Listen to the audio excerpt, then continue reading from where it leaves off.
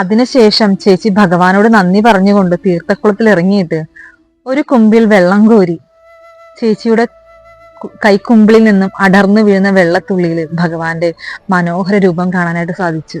വിത്ത് photos അടക്കം എനിക്ക് അയച്ചു തന്നിട്ടുണ്ട്. ആ രൂപം, ആ ഒരു ഫോട്ടോ സൂം ചെയ്ത് നോക്കിക്കഴിഞ്ഞാൽ ആ ഭഗവാൻ ചേലത്ത മയിൽപ്പീലി ചൂടി നിൽക്കുന്ന ഒരു രൂപം. അത്രയും കരുണാസാഗരമാണ് ഗുരുവായൂരപ്പൻ. തന്റെ ഭക്ത എന്താണ് ആഗ്രഹിച്ചത്? ഒരു പിടി അന്നം കഴിക്കണം എന്നുള്ളത്. ആ ഭക്തയുടെ അരികിൽ വന്നിരുന്ന് മതിയാവോളം ആ ഭക്തയ്ക്ക് അന്നം മൂട്ടി ഭഗവാൻ. ശേഷം ആ വന്നത് ഞാനാണെന്ന് അറിയിക്കാനായിട്ട് ആ കോരിയ ജലത്തിൽ ഭഗവാന്റെ മനോഹര രൂപവും. ഞാൻ ഈ ഒരു വീഡിയോന്റെ ഒപ്പം തന്നെ ആ ഒരു ഫോട്ടോസും ചേർക്കാം. ഒന്ന് സൂം ചെയ്ത് നോക്കിക്കഴിഞ്ഞാൽ ആ ഭഗവാൻ കാർവർണ്ണൻ, ആ മുരളീധരൻ മയിൽപ്പീലി ചൂടി നിൽക്കുന്ന ആ മനോഹര രൂപം കാണാനായിട്ട് സാധിക്കും. ഒട്ടനവധി ലീലകളാണ് ദിവസവും ഭഗവാൻ അരങ്ങേറുന്നത്.